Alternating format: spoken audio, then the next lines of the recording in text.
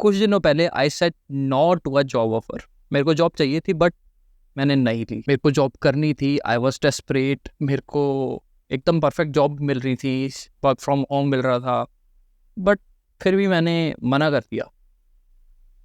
क्या रीज़न था? Well, reason के लिए तो वीडियो बना रहे हैं।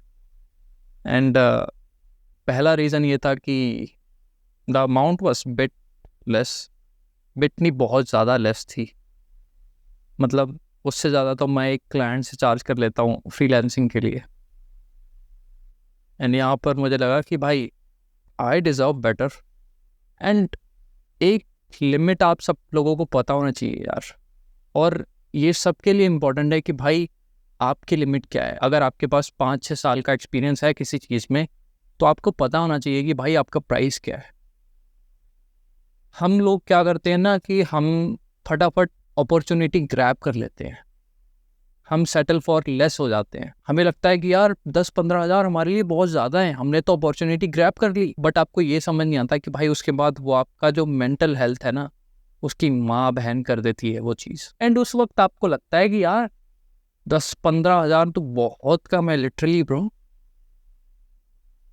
अगर आप एक क्लाइंट से एक an number of amount charge कर रहे हो, तो उस हिसाब से पैसे काफ़ी कम है। एंड मेरी आप सबको यही एडवाइस हो कि अगर आप जॉब कर रहे हो, अगर आप फ्रीलांसर हो, तो आप पहले अपना प्राइस डिसाइड करो अपने एक्सपीरियंस के ऊपर। अगर आपको 5 साल का एक्सपीरियंस है तो आपको पता होगा कि यार आपका प्राइस क्या है। मैं इतना एक्सपर्ट नहीं हूँ इस चीज़ों में, एंड मेरे पास इतने क्लाइंट भी नहीं है।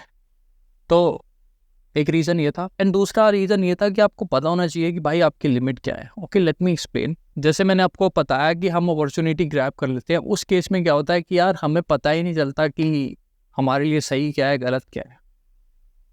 उस टाइम हमको लगता है कि यार 5,000 अगर मिल रहे हैं तो यार वो हमारे लिए एक तरह से लॉटरी है।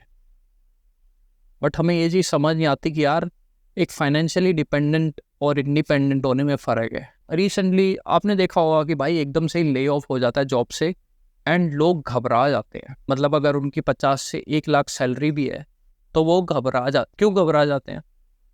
रीज़न ये है कि भाई वो अभी भी मनी के ऊपर डिपेंडेंट है। वो कुछ सेविंग नहीं कर रहे, वो एक उसी लूप में फंसे हुए हैं, डेप्थ वाले लूप। मतलब आपकी सैलरी आती है, वो इंस्टॉलमेंट में कटना शुरू हो जाती है, कार की, फ़ोन की, और भी पता नहीं कितने खर्चे कर लिए हम सब ने। बट यहाँ पर आप अपनी वेल्थ नहीं ग्रो कर पा रहे। मैं ये नहीं बोल रहा कि भाई आप फ़ोन मत लो या आप गाड़ी मत लो, मैं मना नहीं कर रहा। बट आप एक अमाउंट फिक्स करो कि भाई इससे ज़्यादा मेरे को लोन या डेप्थ के लिए देना ही नहीं है पैसा। एक अमाउंट फिक्स करो जो कि आपकी वेल्थ ग्रो करने में हेल्प करे। मतलब अगर आप 10,000 भी फिक्स कर रहे हो, तो आप ये देखो कि भाई 10,000 को आप कहाँ इन्वेस्ट करोगे, जिसमें आपका इंश्योरेंस भी आए, मतलब medical insurance, life insurance. And उसके बाद आपकी म्यूचुअल फंड्स भी हो सकते हैं या स्टॉक्स भी हो सकते हैं।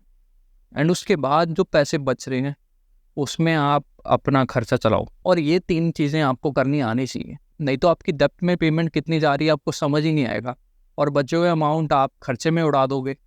फिर वेल्थ तो ग्रो हो ही नहीं। मतलब आप पैसे ज़रूर कमा रहे हो, बट आप एक तरह से मजदूरी ही कर रहे हो।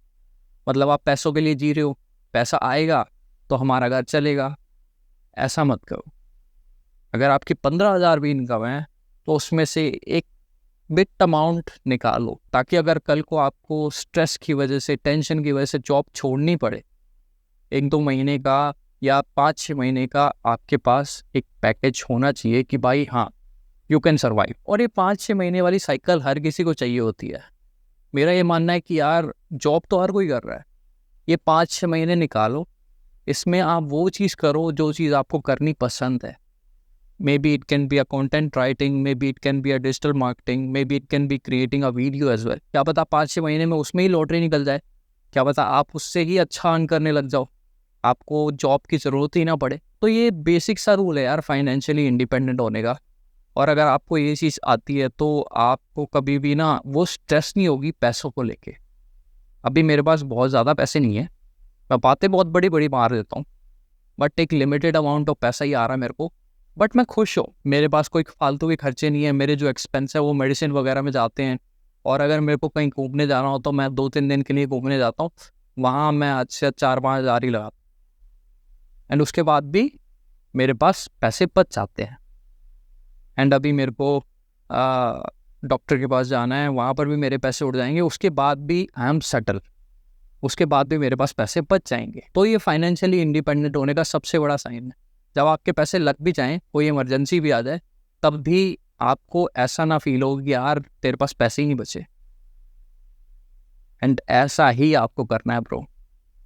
ये जॉब ये सब आती रहेंगी, फाइनेंशियली इंडिपेंडेंट हो जा, जॉब करने की ज़रूरत ही नहीं पड़ेगी। 5-6 महीने ब्रेक ले, अपने ऊपर मेहनत कर, जो तेरे को करना पसंद है उस चीज़ पर मेहनत कर,